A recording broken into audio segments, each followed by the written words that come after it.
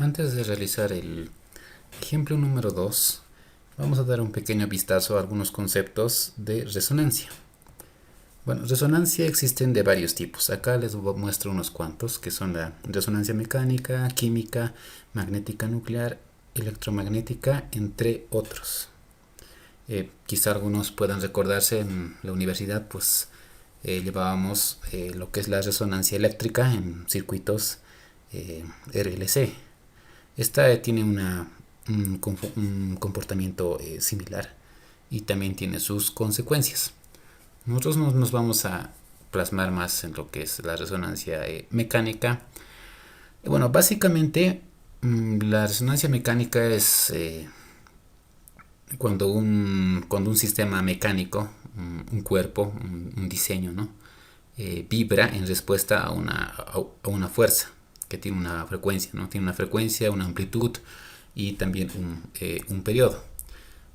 Un ejemplo vendría a ser este pequeño sistema donde hay un motor, una polea y bueno, acá tenemos, sabemos que un motor pues va vibrando y genera pues una acción con un determinado periodo, frecuencia y amplitud. Ahí vemos el espectro, podemos ver la frecuencia fundamental y los armónicos, ¿no? Ahí vemos el espectro de vibración. Para los que sepan, pues prácticamente es la transformada de Fourier en el espectro de frecuencias de la onda de ahí arriba. Ahí está, ¿no? Prácticamente una onda es esto, ¿no? Ahí están sus partes, amplitud, periodo y una amplitud de onda en el tiempo, ¿no? Esa es una onda clásica, totalmente senoidal. Entre las consecuencias podemos ver esta primera. El puente de Tacoma Narrows en el estado de Nueva York se inauguró en julio de 1940 y saltó a la fama instantáneamente. Bautizado con el nombre de Galloping Gertie, el puente que acababan de inaugurar comenzó a oscilar incontrolablemente. Hace que se me erice el pelo de la nuca solo con pensarlo, porque no apetece nada ir allí. Es algo realmente horrible. El 7 de noviembre de 1940, Galloping Gertie se desmoronó. Para los diseñadores nada volvería a ser igual. El desmoronamiento del puente de Tacoma Narrows fue un toque de diana para los diseñadores de puentes colgantes. Por procurar la esbeltez, habían subestimado la fuerza del viento. El misterio estaba en el hecho de que el puente Tacoma había sido diseñado para resistir vientos de 200 km por hora. Sin embargo, la velocidad del viento el día 7 de noviembre de 1940 era de solo 65 km por hora. La clave para desentrañar el misterio se encontraría en un fenómeno llamado frecuencia natural. La frecuencia natural es algo que le resultará muy familiar a cualquier persona a la que le guste la música. Es la nota que emite algo. Si pulsas la cuerda de una guitarra o de un violín, oyes una nota que tiene una frecuencia concreta. Y ocurre lo mismo con los puentes. Aquí tenemos tres estructuras. Cada una de ellas tiene una frecuencia natural distinta. La frecuencia natural es la frecuencia a la que quiere vibrar si la pulsas. Y aquí tenemos una frecuencia natural muy lenta. Aquí tenemos una muy rápida y aquí una intermedia. En esta prueba, la frecuencia natural del puente de Tacoma Narrows es más semejante a la lenta. Cuando los vientos impactan sobre un puente, crean muchos torbellinos llamados vórtices. Los problemas empiezan cuando dichos vórtices tienen la misma frecuencia natural que el puente. Eso se llama resonancia. Si ahora sacudo el soporte de estos tres puentes, si lo hago muy lentamente, con un movimiento lento, con la frecuencia natural del más lento, como pueden ver, el más lento y más grande empieza a responder y consigo una enorme amplificación casi sin hacer nada. Si lo hacemos a una velocidad intermedia, el del medio se dispara y los otros dos se detienen. Y si lo hago realmente rápido, es el pequeño el que se dispara y los otros dos se detienen.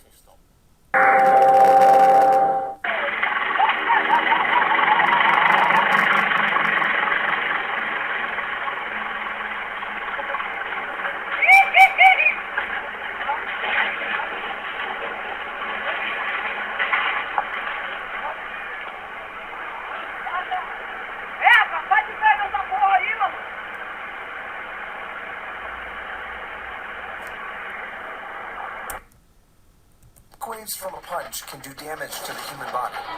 Now we're going to time warp at 10,000 frames per second to see how sound waves destroy glass. Bien, entonces podemos concluir que los efectos de la resonancia mecánica son catastróficos para sistemas mecánicos. Hemos visto cómo cuando un sistema trabaja o está cerca de sus frecuencias naturales, esta tiende a amplificar las acciones. Como hemos visto en el puente de Tacoma, un viento suave, relativamente suave, ha sido capaz de tumbar un puente debido a que cuando un cuerpo está sometido a la frecuencia natural de resonancia y esta tiende a resonar, pues esta va amplificando, ¿no?, las acciones. Hay una amplificación y pues esto ya tiene las consecuencias que hemos visto. Bueno, ya hemos realizado nuestro análisis estático y hemos visto que mediante el concepto de factor de seguridad y también analizando los esfuerzos mediante el criterio de von Mises, hemos visto que nuestra tensión máxima, nuestro esfuerzo máximo de 1.63 por 10 a la 7 es menor al esfuerzo máximo admisible del material que hemos utilizado, que es 2.75 por 10 a la 7. Entonces podemos ver que nuestro material podríamos decir que aprueba el análisis estático. Pero ese no es el único estudio que se le debe hacer. A ver, veamos también el factor de seguridad. Acá podemos ver que nuestro factor de seguridad es de 1.68, que igual nos dice pues que nuestro material pasa, ¿no?, el análisis sin tener falla mecánica con una carga de 50 kilogramos. Es decir, que si le colocamos aquí los 50 kilogramos, va a aguantar sin ningún problema. Pero ese no es el único criterio que tenemos que tomar. Vamos a hacer otro estudio. Aparte del estudio estático, vamos a ir a nuevo estudio. Ya saben, acá está en la pestaña de simulación, nuevo estudio. Y esta vez vamos a hacer el siguiente, que es un estudio de frecuencia. Seleccionamos frecuencia, ya está. Y ok. Acá es de la misma manera. Es prácticamente el mismo procedimiento. Acá vamos a aplicar material. Bueno, ya estaba aplicado, pero vamos a volver a hacerlo. Bien, una vez que nos despliega la ventana, podemos escoger el material. En este caso hemos escogido nosotros una aleación de aluminio 1060. Las características: aplicamos, se aplica y cerramos. Ya tenemos el material. De la misma manera, ¿no?, las conexiones no las vamos a utilizar porque son para contactos entre componentes. Acá vamos a colocar, de la misma manera que el anterior estudio, una geometría, una restricción de tipo estático en esta parte. Y vamos a colocar las cargas, ¿no? Una era la gravedad, que estaba en dirección. Aquí borramos y colocamos el plano frontal. Ahí está, con un valor de 9.81 metros por centímetro cuadrado. Y otra carga que vendría a ser una carga de una masa distribuida en estos puntos, ¿no?, acá y acá, en esos dos puntos. Vamos a colocar una carga de 50 kilogramos de igual manera. Bien, ya hemos hecho hemos configurado, solamente nos faltaría crear la malla. Vamos a igual crear una malla promedio.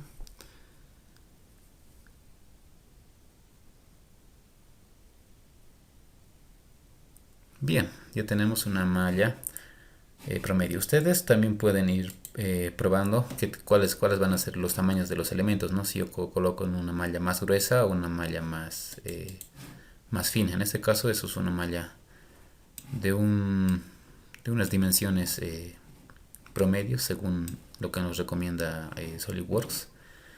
Y bueno, ya podemos realizar el estudio.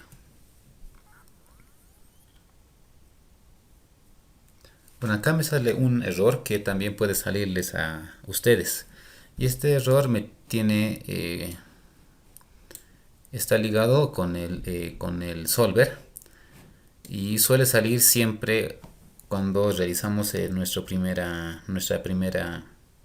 análisis de frecuencia. Entonces la manera de solucionar es simplemente ir a configuraciones, y en configuraciones nos vamos a las propiedades del estudio que estamos realizando, y acá en la parte del solver vamos a colocarlo en automático. Ok, y realizamos nuevamente el estudio.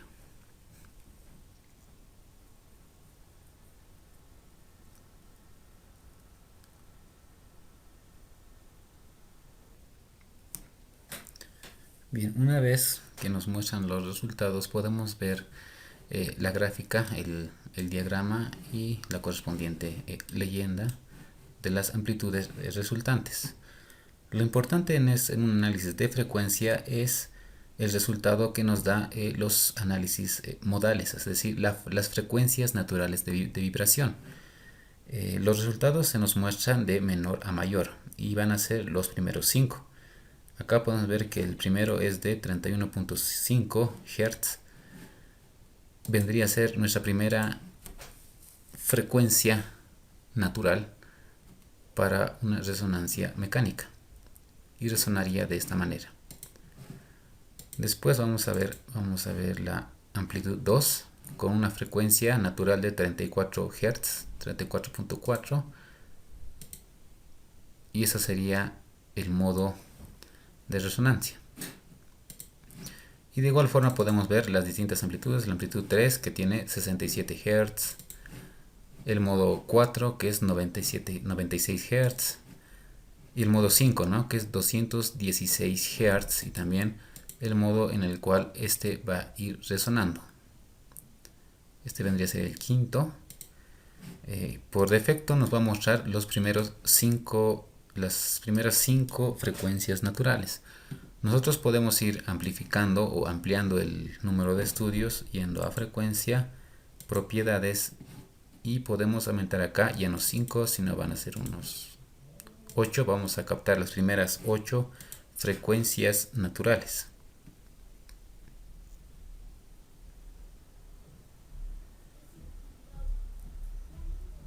Bien, una vez que haya terminado el estudio, para poder visualizar la siguiente amplitud o la siguiente frecuencia natural, simplemente vamos a resultados, vamos a definir un nuevo trazado.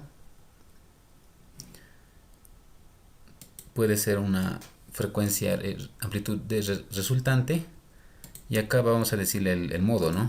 El máximo que nos daba era 5, entonces vamos a colocarle en 6. El sexto había sido en 227, el séptimo en 442 y el octavo en 640. Vamos a esta vez que grafique el último, que sería el cuarto, y podemos ver que es hacia 640 Hz. Esto resonaría de esta manera.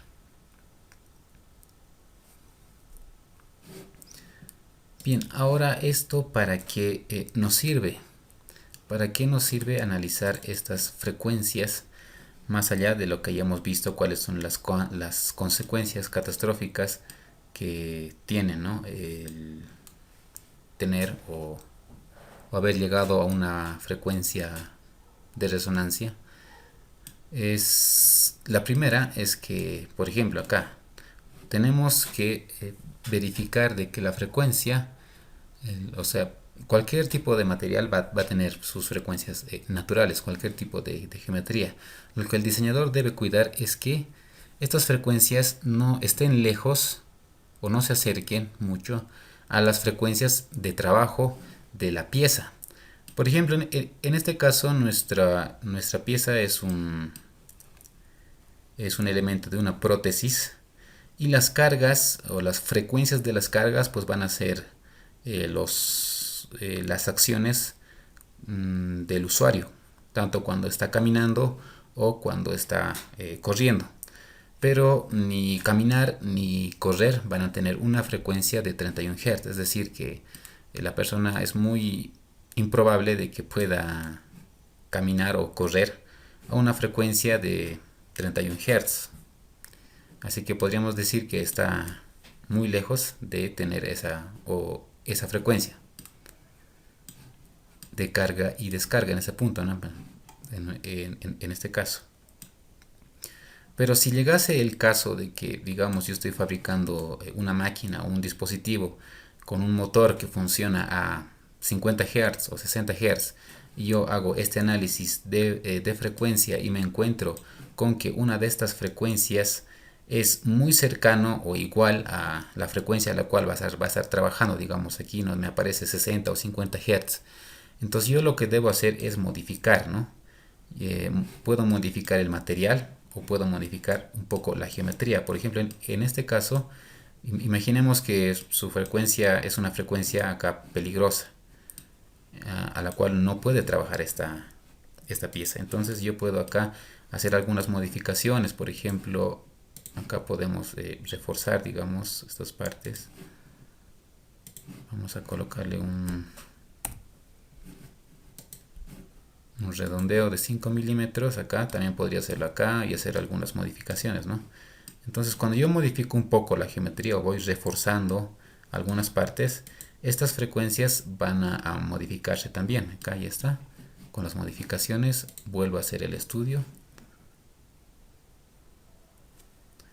Y me voy a encontrar con que estas frecuencias han cambiado. Como he reforzado la geometría de mi pieza, las frecuencias pues van a subir, ¿no? Va a ser más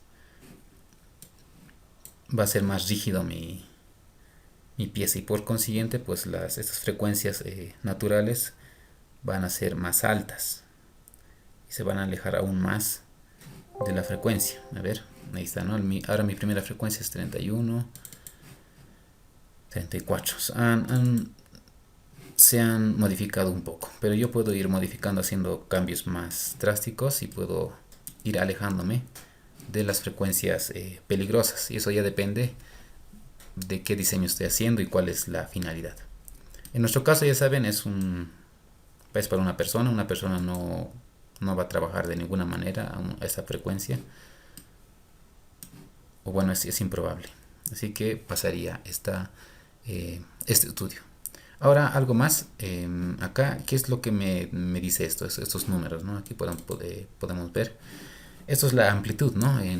Esto es cuánto se va a multiplicar la fuerza, o cuánto se va a multiplicar la acción que vaya ejerciendo. Es decir, por ejemplo, acá yo le pongo una carga de 50 kilogramos como he puesto, y si yo por alguna razón esa carga tiene una frecuencia, es alternante y se acerca a esta frecuencia de 31.5 Hz, esta carga se va a amplificar, y este es el valor de cuánto se va a amplificar, que no es mucho, no es 1.5 por 10 a la 1, pero va a haber algunos casos en que la carga puede que se amplifique aún mayor, digamos. Este no es el caso, pero hay casos en que yo puedo colocar una carga y cuando esté esto en resonancia, la acción puede amplificarse decenas de veces, como es en el caso del puente